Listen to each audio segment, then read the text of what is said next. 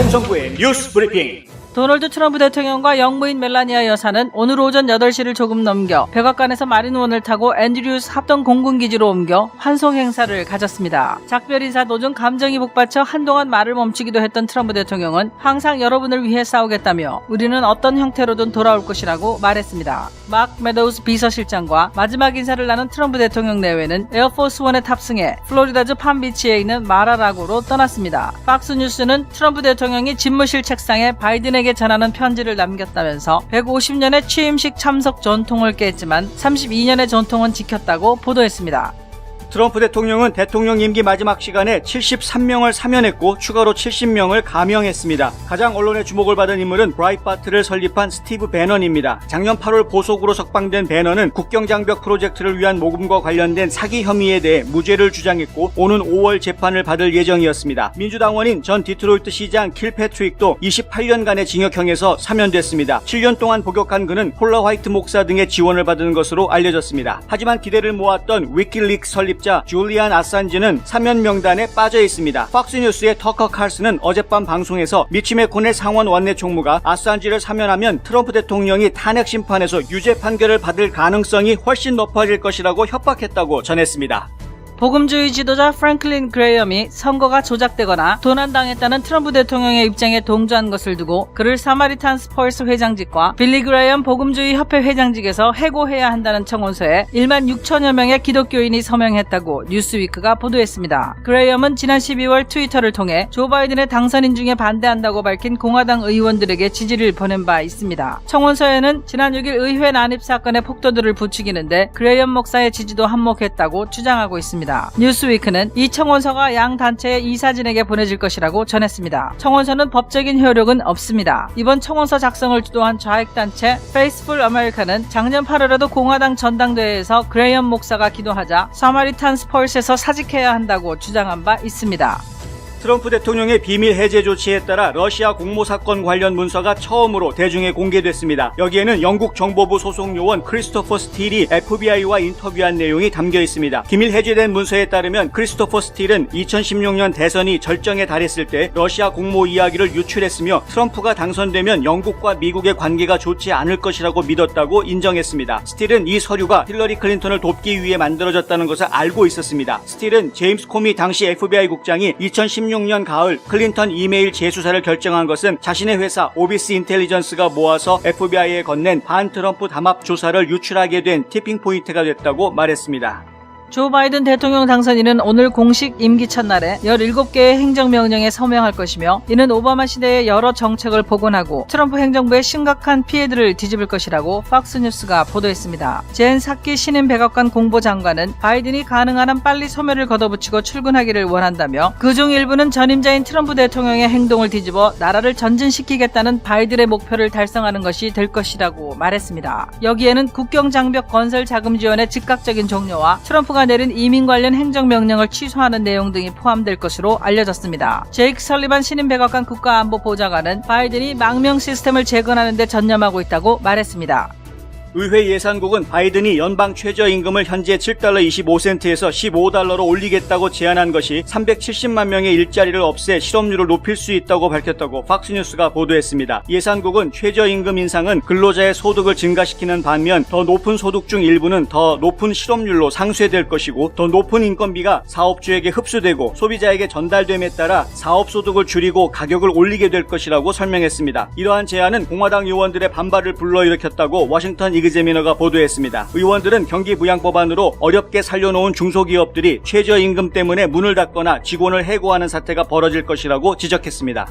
코로나19의 기원을 조사하기 위해 세계보건기구가 임명한 10여 명의 전문가들 중 한 명인 피터 다작 박사가 과거 우한 바이러스학 연구소에서 중국 과학자들과 함께 일했고 미국 정부의 지원금을 조달했다는 지적이 나와 논란이 일고 있습니다. 다작 박사는 의학 전문지 더 랜셋 2월호에 이 연구소에서 코로나19가 유래했다는 소문이 음모론이라며 비난했던 인물인데 지난주 금요일에는 월스트리트 저널과의 인터뷰에서 그 당시 죽음의 위협을 받았던 중국 과학자들을 보호하기 위해 그랬던 것이라고 것이라고 말을 바꿨습니다. 마일스 팜퍼 제임스 마틴 비확산 연구센터 연구원은 WHO 조사의 독립성이 조사관 선택으로 심각하게 훼손될 수 있다며 특히 중국 현 관행이 지속되도록 하는데 개인적 이해관계가 있고 수사의 중심에 있는 과학자가 조사팀에 포함된 것을 우려했다고 레벨뉴스는 보도했습니다.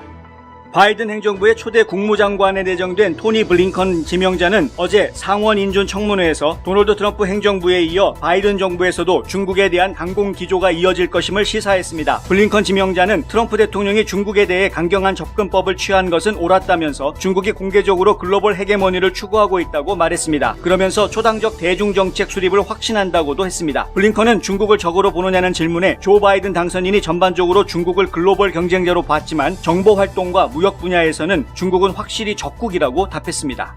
제닛 옐런 연방 재무장관 내정자는 비트코인 등 암호화폐가 주로 불법 행위에 이용되는 것이 우려된다며 이들의 사용이 축소되어야만 한다고 연방의회 의원들에게 제안했다고 경제 전문 매체 마켓 인사이더가 보도했습니다. 이 같은 발언은 매기 핫산 상원 의원이 어제 인사청문회에서 옐런 내정자에게 암호화폐를 이용한 테러범의 위험성에 대해 질문하자 그 답변 중에 나온 말입니다. 이는 비트코인 가치가 지난해 300% 안팎으로 치솟고 경쟁 암호화폐인 이더리움도 어제 사상 최고가를 기록한 가운데 나온 것으로 바이든 행정부가 암호화폐의 적대적인 규제를 강화할 수 있음을 시사한 것이어서 주목됩니다.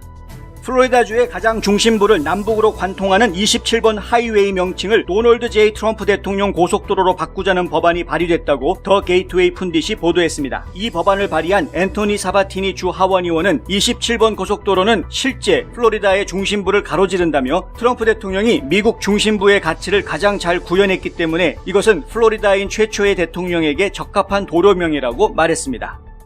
제임스 라이스 자동차 사고 변호사. 그의 실력은 이미 인정받았습니다. 미국 전체의 상위 1% 변호사 선정, 멀티밀리언 달러 승소 변호사, 14년 연속 AB 등급 유지, 6년 연속 슈퍼 변호사. 하지만 저희 최고의 자랑은 고객이 주시는 믿음입니다. If you've been injured in an auto accident, I want you to call me. I know who the enemy is, I know how they fight, and most of all, I know how to win. 제임스 라이스 법률 그룹. 안녕하십니까, 홍성구 기자입니다. 도널드 트럼프 대통령이 드디어 백악관을 나와서 본인의 집이 있는 플로리다 팜비치 마라라고로 향했습니다. 이 트럼프 대통령이 공항에서 앤드류스 공항에서 고별사를 하는 내용을 보면은요, 전반적으로 뭐 본인이 이루었던 업적들 다시 한번 쭉 나열하는 그런 모습을 보였고, 중간에 이제 이 환송을 나와준 직원들이 환호하는 그런 모습을 보이니까 좀 감격이 복받쳤는지 말을 잇지 못하는, 한동안 말을 못하면서 좀 얼굴이 후끈 달아오르는 그런 모습을 좀 보였습니다. 그리고 나서 한 이야기가 항상 여러분을 위해서 싸우겠다라는 이야기를 했고요. 그리고 우리는 어떤 형태로든 다시 돌아올 것이다. 팍스뉴스에서는 아예 그냥 앞뒤 다 떼어내고 We will be back, 다시 돌아오겠다라고 이야기했다, 이런 식으로 이제 보도를 했는데, 어떤 형태로든 이란 이야기를 합니다. 그러니까 some form, 그러니까 어떤 형태, 그것이 새로운 정당을 창당해서 돌아오겠다라는 이야기인지, 아니면 다시 대통령 선거에 나서겠다라는 이야기인지, 아니면은 뭐 사회사업가로서 전직 대통령으로서 활동을 하겠다는 것인지, 그냥 일반 비즈니스맨으로 돌아가지만 다시 사회의 모습을 드러낼 것이라는 것인지, 뭐 그것은 알 수가 없습니다. 그냥 some form이라고만 이야기했기 때문에. 그런데 중요한 것은 어쨌든 국민들 앞으로 다시 돌아오겠다라고 이야기를 하고 떠났다 하는 것이죠. 이 대통령이 떠나는 장면에서 공영방송국에서는 이 대통령 전용기 에어포스 원이죠. 이 에어포스 원이 플로리다를 향해서 이륙할 때 그때 배경음악으로 My Way라는 노래를 틀었습니다.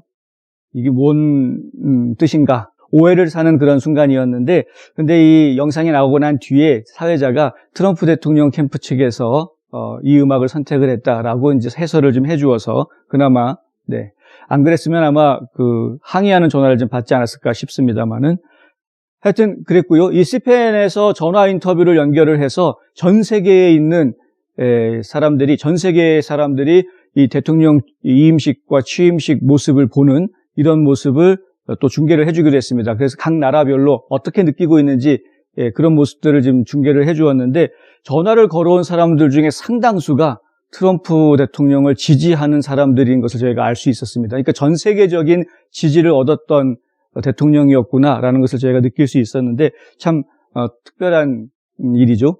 어쨌든 간에 트럼프 대통령은 다시 돌아오겠다라는 말을 남겨놓고 플로리다로 떠나갔습니다. 트럼프 대통령이 떠나기 전에 집무실에는 32년 동안 이어온 전통, 후임 대통령에게 전달하는 편지를 남겨놓고 떠났다고 합니다. 이 내용은 여러 언론 보도 매체들을 통해서 그 편지가 진짜 남겨져 있다라는 사실이 확인이 돼 있고요. 물론 그 편지 내용에 어떤 말이 써 있는지는 아무도 알 수 없습니다만은 어쨌든 그 전통이 지켜졌다. 팍스뉴스 같은 경우에는 전직 대통령이 취임식에 참석하는 그 150년 동안 이어져 내려온 전통은 깨졌지만 32년 동안 지켜온 편지 주기 전통은 지켜졌다. 뭐 이렇게 얘기했는데요.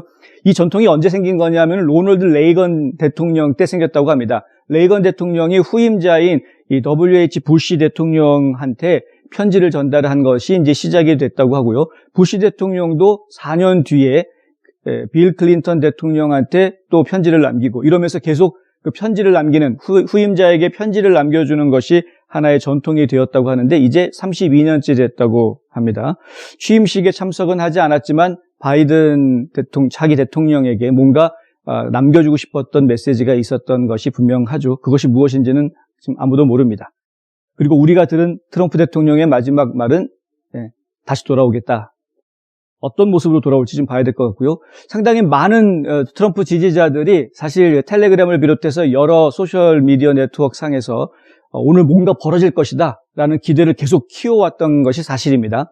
트럼프 대통령이 순순히 물러날 사람이 아니다 라는 생각도 뭐 작용을 했었겠지만 기본적으로 이번 대통령 선거, 지난 2020년 11월 3일 있었던 대통령 선거에 부정이 너무 많았다라는 증거들을 많은 국민들이 보았기 때문에 비록 법원이 인정을 하지 않고 주 정부가 인정하지 않고 있기는 하지만 국민들은 실제로 많은 증거들을 보았죠. 그래서 그것을 간과할 수 없는 그러니까 트럼프 대통령이 어떻게 해서든 이 부정선거에 대한 것을 좀 바로 잡아주길 바라는 범국민적인 기대가 모였던 것이 사실입니다.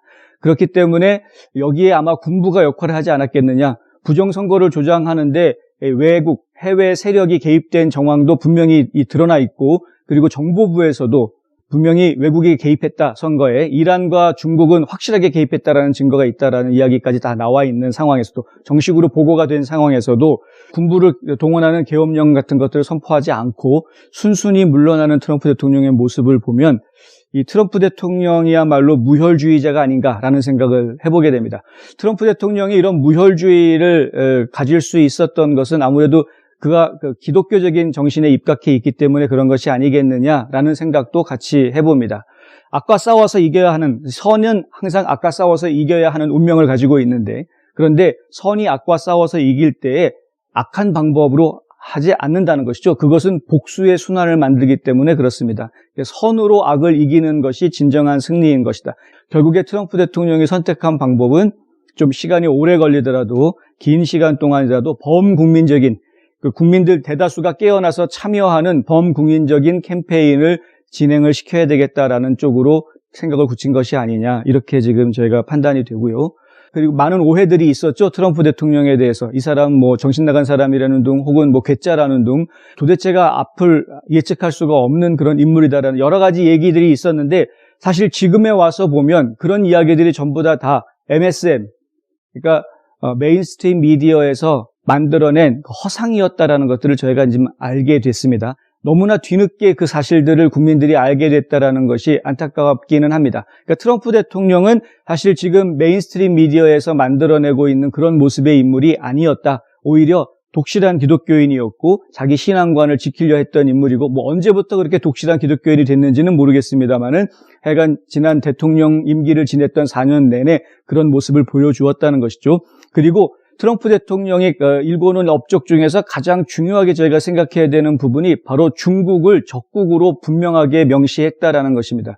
중국이 적국이냐 아니면 그냥 국제사회에서 선의의 경쟁을 벌이는 경쟁자냐 이건 굉장히 중요한 의식의 차이인데 실제로 오바마 대통령 행정부까지만 해도 중국을 경쟁자 개념으로 이해했던 것이 사실입니다. 그런데 이것이 경쟁자가 아니라 적국이다라고 분명하게 밝혀놓은 것이 이제 트럼프 대통령이 임기 중에 했던 가장 큰 업적이다. 저희는 그렇게 보고 있습니다. 왜냐하면 그렇게 중국의 실체를 정확하게 드러내주는 사람이 없었다면 앞으로 이 세상은 중국이 펼치고 있었던 글로벌리즘에 다 먹혀 들어갈 수밖에 없는 위기에 처해 있었다는 것이죠. 자, 2034년이 되면, 중국에서 나온 이야기입니다. 2034년이 되면 중국의 GDP가 전 세계 1등이 된다라는 그런 시나리오가 이미 중국에는 서 있고 그대로 지금 진행이 되고 있습니다. 굉장히 어려운 이런 코로나 팬데믹의 환경 속에서도 중국의 GDP는 계속해서 성장세를 보이고 있습니다. 어느 나라도 따라가지 못하는 고성장세를 지금 거듭하고 있는 것이고요. 그리고 중국이 지금 전 세계의 생산기지 역할을 다 떠맡지 않았습니까? 그래서 메이드 인 차이나를 빼고 나면은 이 생활에 불편을 겪을 정도가 돼버렸습니다. 모든 세계가 다 그렇게 돼버렸죠. 그런 것을 활용을 해서 그렇게 해서 모은 돈으로 중국은 굉장히 많은 일들을 지금 해왔습니다. 더군다나 일당 독재 체제이기 때문에 어떤 사회적인 동요라든가 소란함이 없이 계속해서 일관된 정책을 수십 년간 펼쳐올 수 있었던 것이죠. 그렇기 때문에 이 중국의 성장을 따라잡을 수 있는 민주주의 진영의 국가들이 없었다. 그렇다 보니 지금에 와서 생각해 보니까 중국이라는 나라가 너무 커져 있다는 겁니다. 상대하기에 다 버거울 정도로 지금 너무 커져 있는 것이죠. EU도 상대하기 힘들어하고 미국도 상대하기 버거운 그런 규모로 커져 있다. 이것은 또 하나의 이데올로기 전쟁을 이끌어왔다라고 이제 이야기할 수밖에 없는 겁니다. 지금 현재 국제사회의 질서가 그만큼 중국을 경계하는 질서로 뒤바뀔 수밖에 없는 그런 환경이 되었는데 알게 모르게 우리나라가 이렇게 돼버렸네라고 스스로 자각을 하게 됐을 때는 이미 상황이 많이 진척이 되어버린 것이었죠. 자, 지금 미국도 마찬가지입니다. 중국이 이렇게까지 깊숙이 들어와 있었나라는 것을 깨닫게 해준 것이 바로 트럼프 대통령입니다. 만약에 트럼프 대통령이 아니었다면 여전히 지금 중국이 미국이란 나라를 이용하고 있는 부분에 대해서 미국은 그걸 모르고 있지 않았겠느냐, 알고 있다고 하더라도 쉬쉬하지 않았겠느냐 하는 이야기가 나올 수밖에 없는 겁니다. 래클리프 D&I 국장, 그러니까 국가정보국 국장이 상하원 의원들에게 보낸 편지에서 이런 이야기를 합니다. 보고서 작성을 하려고 했는데 근데 FBI와 CIA에 근무하고 있는 요원들이 중국에 대해서는 말하기를 꺼려했다. 그리고 그들의 의견이 일치가 되지 않았다. 이런 이야기를 합니다. 그러니까 결국에는 지금 정보부 쪽에 있는 특정 부서에 있는 정보 요원들이 상당히 친중국 성향을 가지고 있었던 것이 밝혀진 것이죠.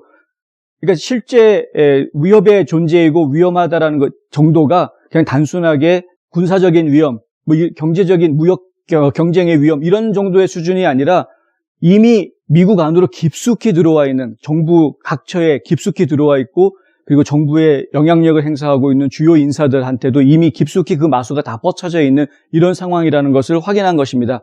그것이 사실이고 그것이 진실이기 때문에 바이든 행정부에서 초대 국무장관을 맡게 된 그 내정되어 있는 토니 블링켄 같은 경우에도 이 중국을 적국이다라고 이야기하지 않습니까? 어제 인사청문회에서 나와서 한 이야기인데요. 중국이 적국이냐 아니면 경쟁자냐 이렇게 질문했을 때 토니 블링켄 내정자가 한 이야기가 적국이다. 그런데 적국이다라고 얘기한 것까지는 좋았는데 좀 애매한 이야기를 합니다. 하나는 뭐냐면은 바이든 당선인은 중국을 지금까지 경쟁자로 여겨왔다라는 이야기를 하나 하고요.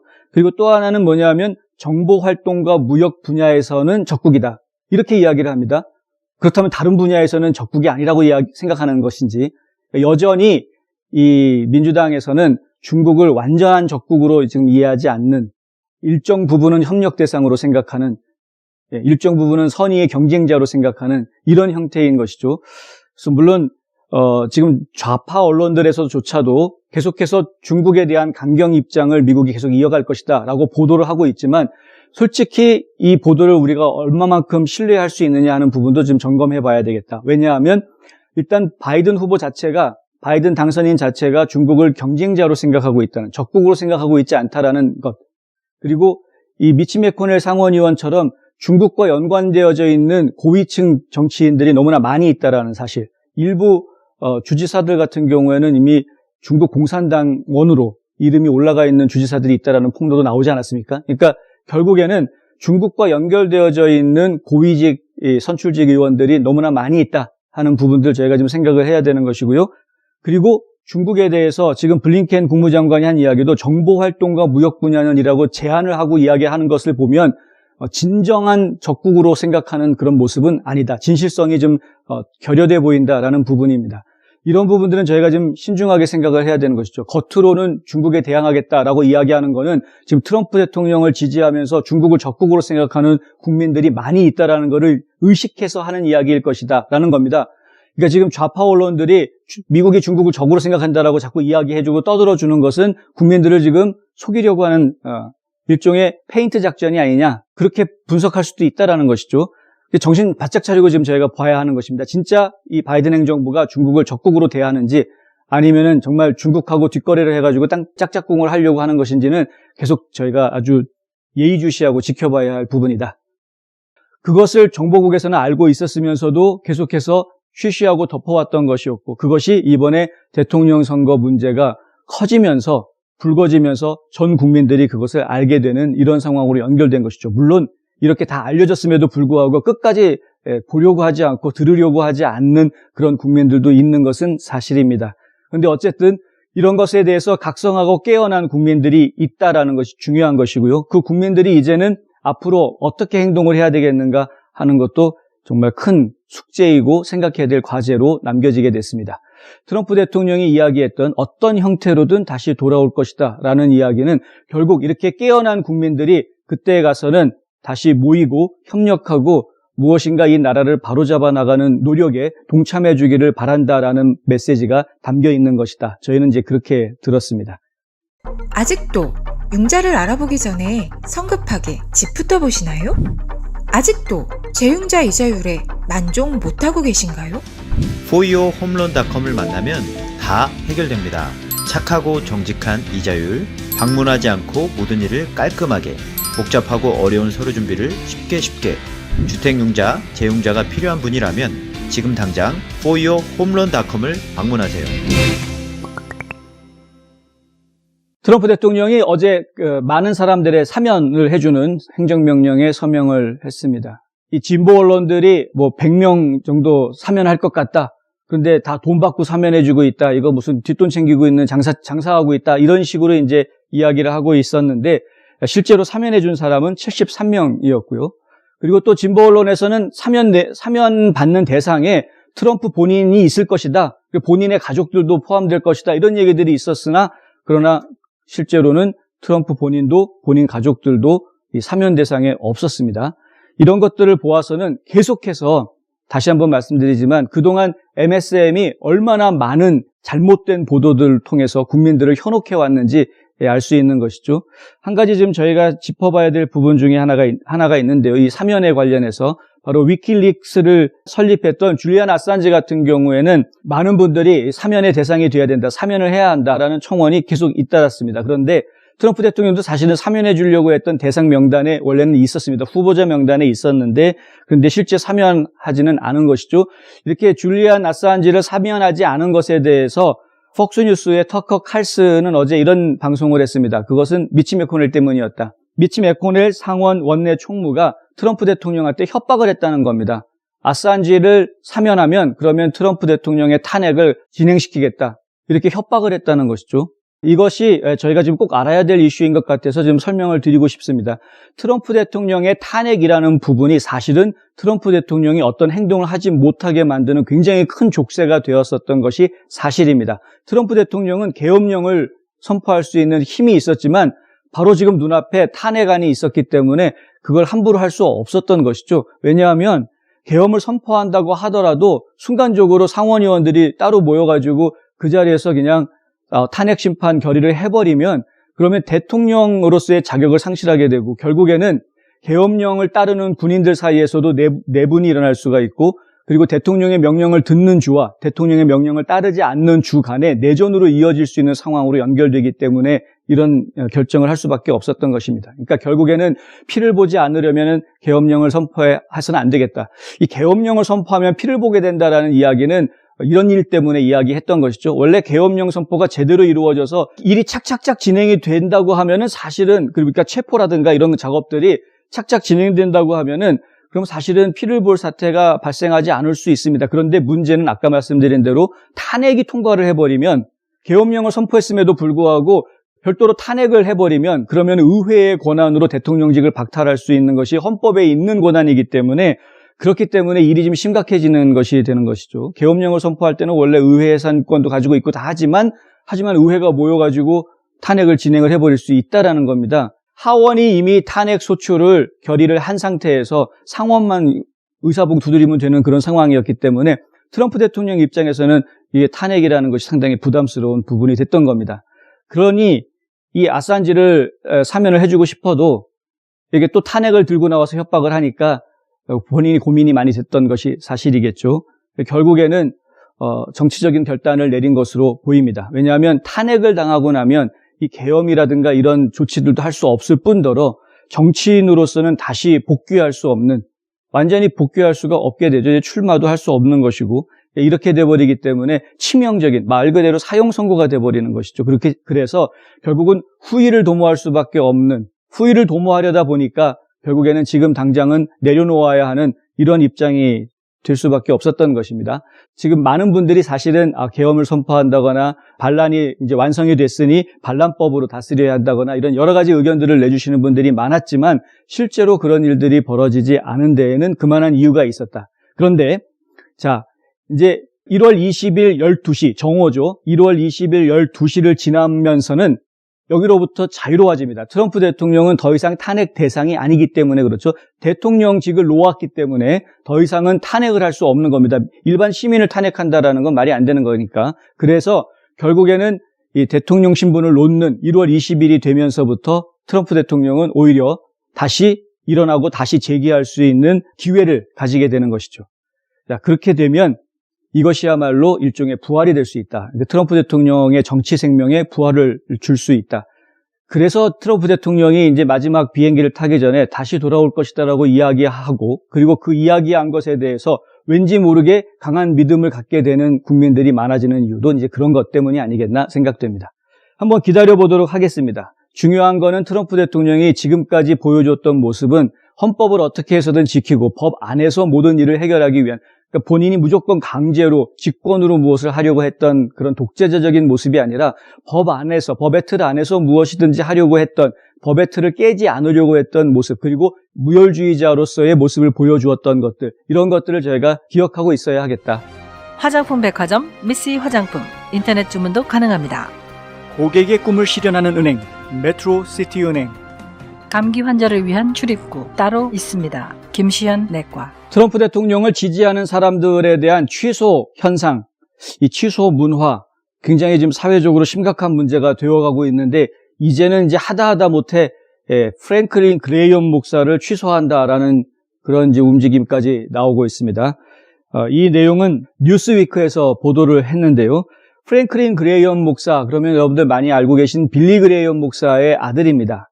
빌리 그레이엄 목사가 이루어 놓은 업적들을 그대로 이어받아서 그 일들을 지금 진행을 하고 있습니다. 두 가지 중요한 직책을 가지고 있는데, 하나는 사마리탄스 펄스라는 전 세계에 구호품을 보내는 구호단체의 회장을 맡고 있고, 그리고 빌리 그레이엄 복음주의 협회의 이 협회의 회장직을 또 맡고 있습니다.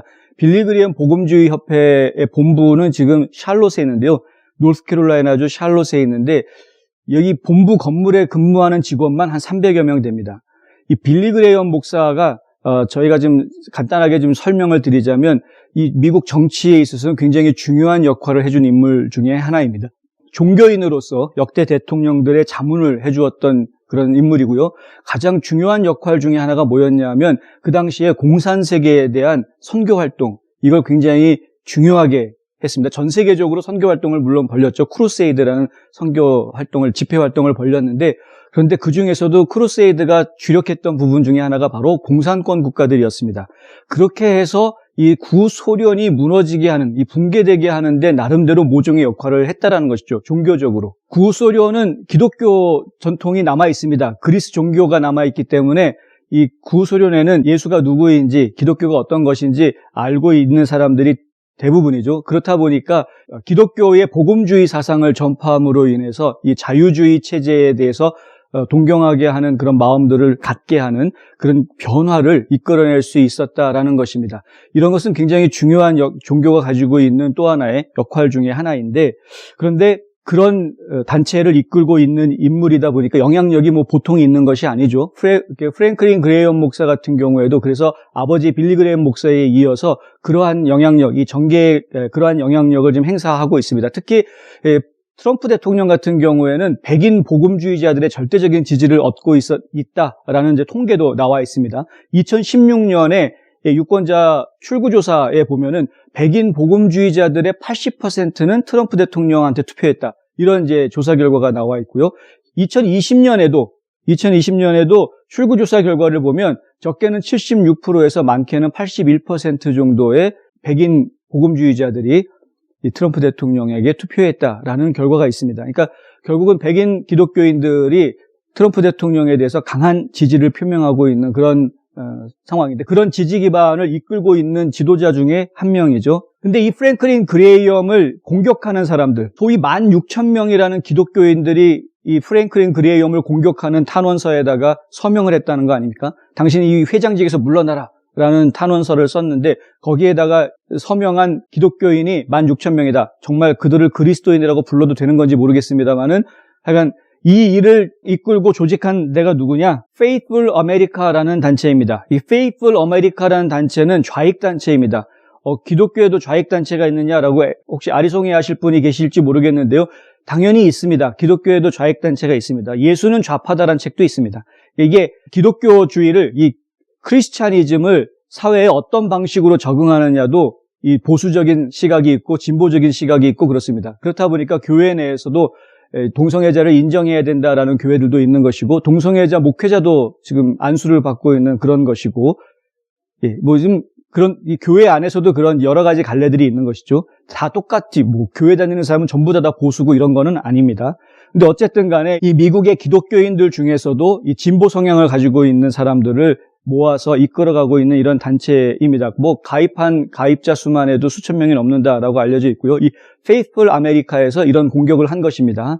이런 공격은 앞서서 우리가 보았듯이 팔러를 공격했을 때, 텔레그램을 공격했을 때, 뉴스맥스, 팍스뉴스, OANN 이런 방송사들을 공격을 하고, 그리고 마이필로우 같은 일반 기업들도 공격을 하고, 이제는 종교 지도자들까지 공격을 하는 이런 상황인 것이죠. 그러니까 그냥 대놓고 다 공격하는 겁니다. 트럼프 지지자라는 딱지만 붙으면 무조건 다 공격하는 이런 상황입니다. 실제로 온라인상에서는 지금 어떤 일이 벌어지고 있냐면, 보수주의자들, 트럼프 지지자들을 온라인상에서 감시해야 된다. 소셜 네트워크에서 감시하고 모니터링해야 된다. 그리고 뭔가 이상한 조짐들이 보이면 바로바로 그거 신고해야 된다 해가지고요, 모니터단, 감시단을 지금 모집하는 그런 글들이 여기저기 지금 나오고 있습니다.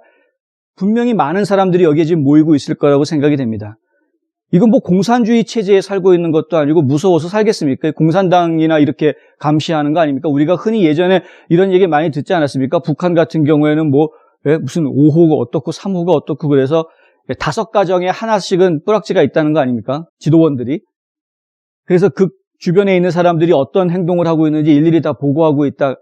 뭐 도청 감청은 기본이고 뭐 이런 거 아닙니까? 지금 이런 활동을 하겠다라고 민간인들을 모으고 있고 시민운동이랍시고 이런 활동을 벌이고 있는 이런 상황이 이미 지금 진행이 되고 있는 겁니다. 이건 도저히 그 민주주의 사회에서는 용납되어서는 안 될 일인 것 같은데, 더군다나 이 미국이 가지고 있는 자유를 지켜줘야 하는, 프라이버시를 지켜줘야 하는 이런 자유민주주의 세계에서는 있어서는 안 될 일인데 왜 이런 일들이 벌어지고 있고, 왜 그것들은 방조되고, 왜 자유롭게 이야기하는 사람들의 입은 거꾸로 막으려고 하고, 참 상당히 안타까운 상황이죠. 그래서 실제로 지금 이 바이든 행정부가 출범을 하는 첫날부터 걱정하는 국민들이 좀 상당히 많습니다. 어떻게 해야 될 것인가. 이런 그 취소 문화는 이거야말로 진정한 파쇼다. 이거야말로 파시즘이다.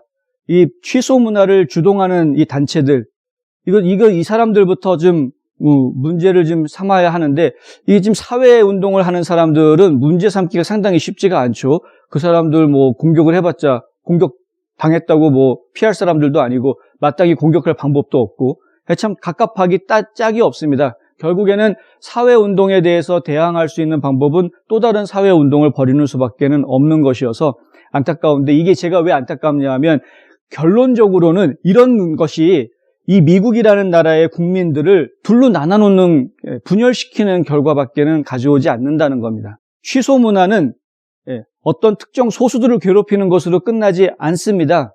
그 소수가 점점점 확대됩니다. 타겟층이 점점 확대되는 것이죠. 이거 굉장히 중요합니다. 언제 우리가 또 타겟이 될지 알 수 없는 상황입니다.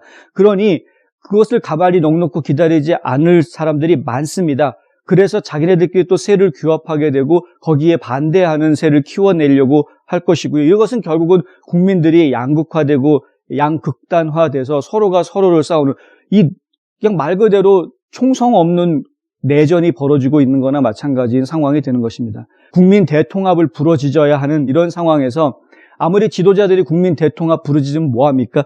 일반 이 서민 사회에서, 일반 시민들 사회에서 이렇게 시민운동을 한답시고 양극화를 부추기는 이런 단체들이 노골적으로 활동을 하고 있는 상황에서 어떻게 국민 통합이 일어날 수 있느냐. 이렇게 되면 과연 미국이 제대로 전쟁할 수 있겠는가? 상당히 좀 걱정스러운 하루입니다. 경험과 실적이 증명하는 김효지 부동산 전문인. 학자금과 대학 입시 상담은 AGM 인스티튜트. 불타는 곱창이 해서 정말 맛있는 불타는 해물찜. CBO라는 기관이 있습니다. 이거는 의회에서 하는 예산국인데요. 의회 예산국에서 이 조 바이든 자기 대통령이 가지고 있는 구상들, 경제 구상들 이런 것들을 좀 평가를 했는데 이 조 바이든은 본인이 가지고 있는 경제 구상을 무디스가 평가해 주었을 때 뭐 대단하게 좋은 성과를 낼 것이다 이렇게 이야기하면서 굉장히 자랑을 했지만 CBO는 그중에서도 이 최저임금 15달러 인상안 이 부분을 상당히 좀 심각하게 우려하는 그런 목소리를 냈습니다. 뭐냐면 현재 연방 최저임금은 7불 25센트죠. 7불 25센트 시간당 7불 25센트만 주면은 그것 임금 때문에 너무 적은 임금을 주어서 뭐 착취한 거다라는 식의 소송을 당하지는 않습니다. 그런데 이걸 15달러로 올리겠다. 물론 일부 주에서는 15달러로 올리겠다라고 발표한 주도 있습니다. 그리고 어떤 주에서는 지금 계획을 세워서 몇 년 동안 장기 계획을 세워서 점차 올려나가서 궁극적으로는 15달러까지 올리겠다 이렇게 발표한 주들도 있습니다. 그런데 아직 상당히 많은 주들이 이 연방 최저임금 수준에 맞춰서 이 정책을 펼치고 있습니다. 그런데 이 연방 최저임금 수준을 15달러로 올리게 되면 그러면은 다른 주에서도 따라서 올릴 수밖에 없는 이런 지금 현실적인 문제들이 발생을 하게 되죠. 당장 임금이 올라간다라고 생각하면은 근로자들한테 좋은 소식인 것처럼 들리지만 실제로 벌어지는 일은 그렇지 않다라는 것이 이 업계에 있는 모든 분들이 하는 이야기입니다. 당장 임금이 올라가면 더군다나 2배 이상 올라가는 것인데 업주 입장에서는 직원들 월급이 2배 이상 나가는 것을 감당을 할 수가 없죠. 그러니 차라리 그냥 가게문 닫겠다 이렇게 될 수도 있는 것이고 차라리 인원수를 좀 줄이겠다 이렇게 될 수 있는 것 아닙니까? 여러분 요즘 맥도날드 가보시면 흔히 보실 수 있죠. 키오스크. 직원들한테 직접 주문하지 않고 키오스크에서 주문하고 번호표 가지고 있으면 먹을 거 가져다 주는 이게 뭡니까? 인력을 줄일 수 있는 방법들을 만들어내는 거 아닙니까? 월마트라든가 여러 마트에 가보시면 거기에도 다 키오스크들이 있죠. 그래서 물건 장을 보고 나올 때 카운터에 있는 점원들이 계산을 해주는 게 아니라 내가 직접 셀프로 계산을 하고 나올 수 있게 그렇게 다 바뀌고 있지 않습니까? 이런 것들이 다 인원을 줄이는 겁니다. 인원을 줄이고 남아있는 인원들은 월급을 좀 더 주고 이런 식으로 하는 것이죠. 남아있는 직원들은 불만이 없겠지만 그런 기계들한테 밀려나서 쫓겨날 수밖에 없었던 그런 직원들은 지금 생사에 당장 큰 어려움을 겪게 되는 이런 문제가 생길 수 있는 거죠. 이렇게 해서 발생하는 실업자 수가 아마 370만 명 정도가 될 것이다 라는 이제 계산을 내놨습니다. 의회 예산국에서 나온 계산입니다. 의회 예산국에서는 이게 장기적으로 2025년 정도까지 갔을 때에는 대략 한 130만 명 정도로 숫자가 줄어들기는 하겠지만 그렇지만 일단은 당장 370만 명 정도의 실업자가 생겨날 수 있다라는 이야기를 합니다.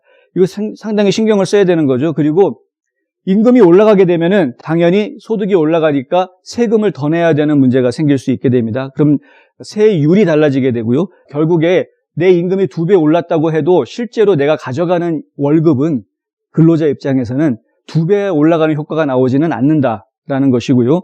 그리고 그 회사를 운영하고 있는 운영주 입장에서는 인건비가 올라가면 당연히 원가 상승 효과가 발생하기 때문에 물건이라든가 서비스의 가격을 올릴 수밖에 없는 이런 상황이 되고 그것은 결국은 물가 인상으로 연결이 되는 것이죠. 인플레이션이라는 게 안 생길 수가 없다라는 겁니다. 월급이 올랐지만 물가가 같이 오르면 그러면은 월급이 오른 효과가 덜해지는 것이죠. 이게 상쇄가 되는 것이죠.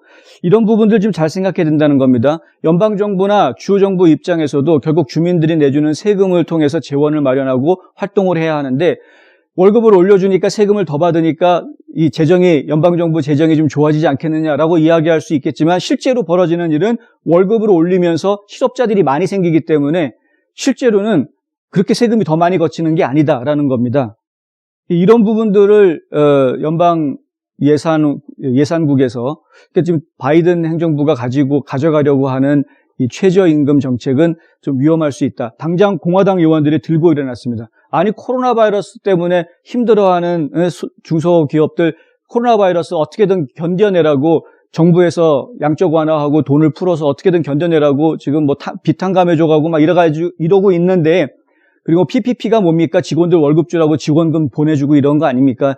어떻게든 일자리를 줄이지 않으려고 지금 노력하고 있는 이런 상황에서 실업자들을 없애기 위해서 최대한 노력해 왔는데, 그런데 지금 오히려 최저임금을 올리는 바람에 코로나 바이러스 상황에서 장사는 안 되고 직원들 월급은 더 줘야 되고, 이렇게 되면 오히려 문 닫는 가게들 더 많이 나오게 되지 않느냐. 공화당 의원들은 지금 당장 이런 계획에 대해서는 반대하겠다, 이렇게 나오는 겁니다. 그러니까 공화당 의원들이 노동자들이 월급 올라가는 거를 반대하는 게 아니라 그 일로 인해서 벌어질 수 있는 여러 가지 뒷일들을 생각해 보니 반대할 수밖에 없다라고 지금 주장하는 것이죠. 이런 부분들이 국민들에게 올바로 전달이 되어줘야 하는데, 과연 이게 제대로 전달이 지금 국민들에게 되어지고 있는지, 그런 부분이 좀 상당히 걱정스럽다라는 겁니다. 한 곳에서 시작되는 안정된 미래, 선우앤선우 종합보험.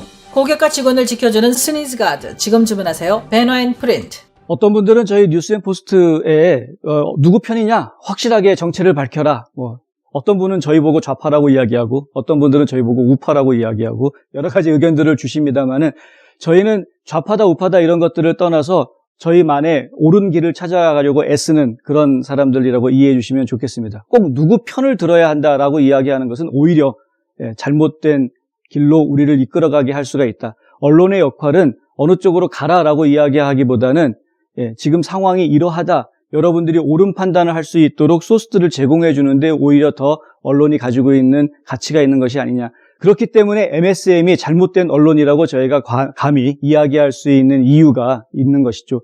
뉴스앤포스트는 계속해서 어느 한쪽으로 치우치기보다는 무엇이 진실이고 무엇이 옳은 방향인지에 대한 이야기를 계속 전해드리려고 합니다. 저희가 그렇기 때문에 트럼프 대통령을 응원했던 부분이 상당히 많이 있었던 것이죠. 부정선거에 대한 이야기를 계속 전해드렸던 이야기도, 그러면서도 저희가 음모론에 빠지지 않으려고 계속 애를 썼던 이유도 거기에 있었던 것입니다.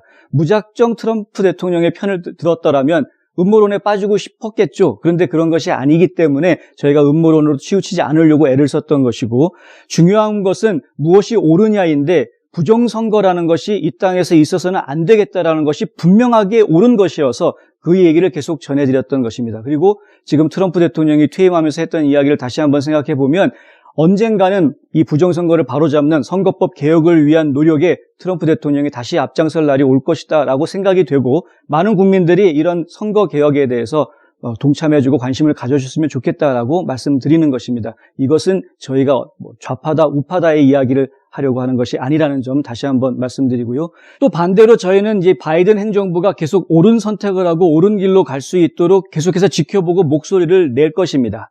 계속해서 뉴스앤포스트가 이런 일들을 할 수 있도록 여러분들 성원해 주시고 지원해 주시고 지켜봐 주시면 감사하겠습니다.